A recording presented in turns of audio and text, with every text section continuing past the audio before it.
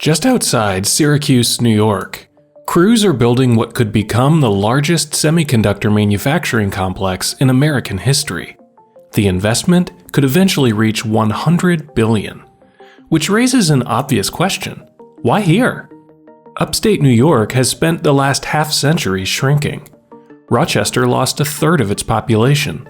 Syracuse lost even more. Some of the region's most famous companies collapsed, downsized, or moved on. For decades, this looked like one of America's clearest stories of industrial decline. But there's a problem with that story. Upstate New York never lost the geography that made it valuable in the first place. And today, the American economy is starting to need that geography again. To understand why a company like Micron would invest $100 billion outside Syracuse, you have to start with a resource that most Americans rarely think about: water. Not reservoirs and pipelines, freshwater systems, large enough to support entire industries. Upstate New York has an unusual concentration of them. The Great Lakes sit to the west and northwest. Lake Ontario and Lake Erie connect to the St. Lawrence Seaway, and from there, the Atlantic. The Finger Lakes cut through the center of the state, fed by glaciers and groundwater. To the east, the Hudson River corridor provides a natural route to the coast. Taken together, this creates one of the most water-rich regions in the United States. The Great Lakes alone contain roughly 21% of the world's surface freshwater. The aquifers beneath much of upstate New York remain comparatively untouched. Water is so abundant here that for most of the region's history, it was treated less as a resource than as a fact of life.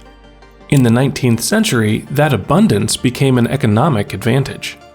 The Erie Canal didn't create any of these geographic advantages. It made them usable. When the canal opened in 1825, it connected the agricultural interior of North America to the Atlantic coast. Grain, timber, and manufactured goods could move across the continent more cheaply than ever before. Cities along the route expanded rapidly. Buffalo became a major port. Rochester became a flour milling center and then a manufacturing center. Syracuse grew around salt production and industry. Albany, Utica, and Rome all benefited from the same corridor. For roughly a century, upstate New York was one of the most productive industrial regions in the country. The important point is that the underlying advantage never disappeared. The water hasn't gone anywhere. The transportation corridor remained. The region's position between the Great Lakes and the Atlantic obviously hasn't changed. What changed was the economy built around them. The Erie Canal made upstate New York one of the most important industrial corridors in North America. But the canal economy wasn't the final version of that economy. New technologies changed what businesses valued. Railroads reduced the importance of waterways. The interstate highway system reduced it further. Container shipping reshaped trade on a global scale.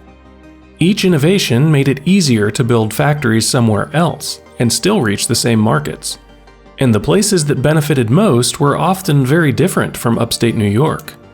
Railroads and highways rewarded large amounts of flat, inexpensive land. Manufacturers could spread out. Distribution became more flexible. New facilities no longer had to cluster along the same transportation corridors that had driven growth in the 19th century. The South and Midwest had those advantages in abundance. Upstate New York had a different set of characteristics: older infrastructure, colder winters, stronger unions, and higher operating costs. None of those factors was necessarily decisive on its own. Together, they made it increasingly attractive to build new factories somewhere else. The result wasn't a sudden collapse, it was a long shift. Individual companies had their own reasons for struggling. Kodak missed the transition to digital photography. Xerox shrank. IBM moved much of its manufacturing footprint elsewhere. But the broader pattern was larger than any one company. The geography that had made upstate New York the right place for an industrial company in 1920 was no longer the geography that companies were looking for in 1990. Jobs left, investment followed, population followed investment. This wasn't unique to upstate New York. Much of the Rust Belt went through the same process. But Upstate had risen so high and depended so heavily on industries tied to an earlier economic geography that the decline felt especially pronounced. By the early 2000s, many of the region's defining industries had either contracted or disappeared altogether. What remained was the geography. The obvious assumption is that none of that matters anymore.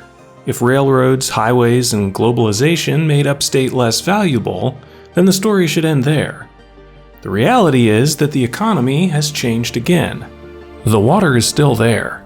For most of American history, that wasn't especially noteworthy. Water was assumed.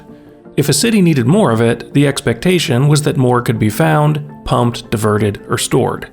That assumption is becoming harder to make. The Colorado River no longer provides the margin of error it once did. States across the Southwest have spent years negotiating cuts to water use. Cities like Phoenix and Las Vegas are managing growth around limits that are becoming increasingly difficult to ignore. In parts of Texas, groundwater is being depleted faster than it can be replenished. Water hasn't become scarce everywhere, but it has become scarce in enough places that abundance is starting to matter again. And few areas of the United States have more of it than Upstate New York. This region is adjacent to the Great Lakes and sits above aquifers that remain comparatively untouched.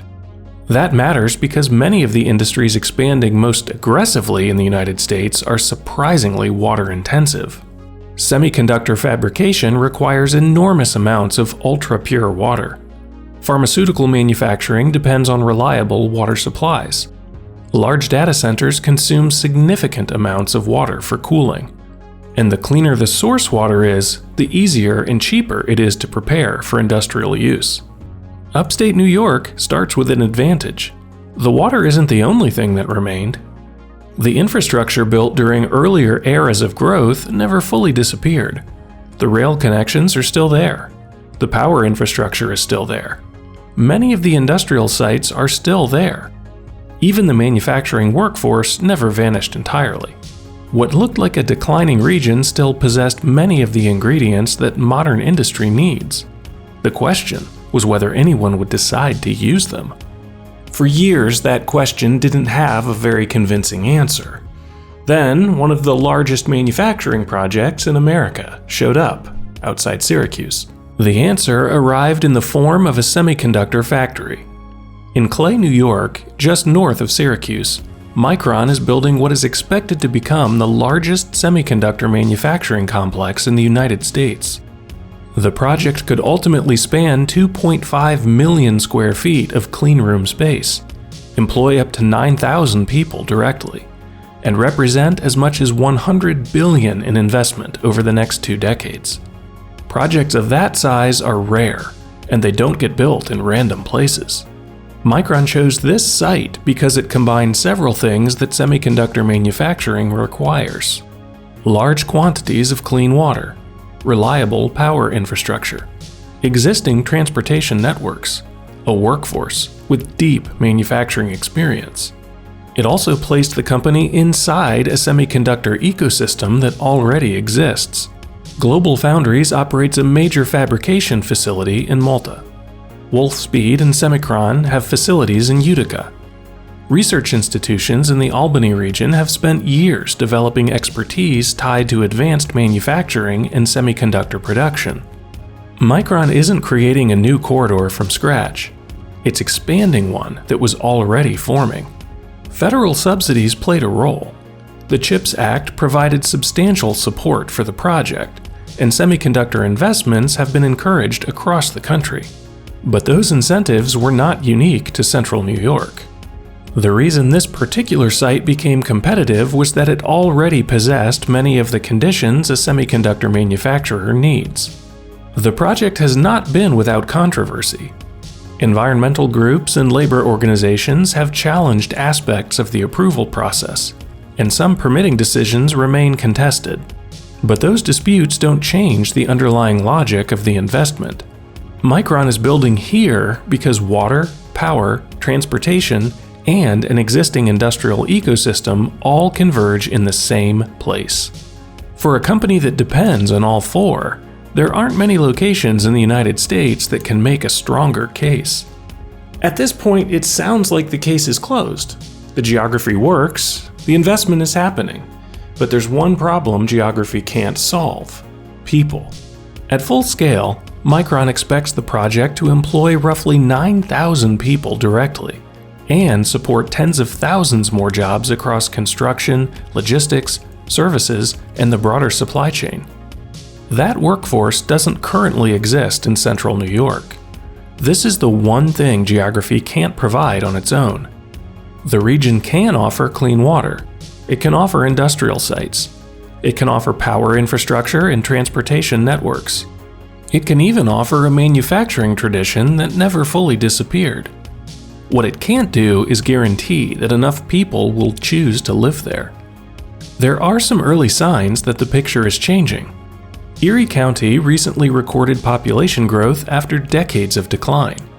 Parts of the Finger Lakes and Hudson Valley have attracted new residents, including remote workers priced out of larger metropolitan areas.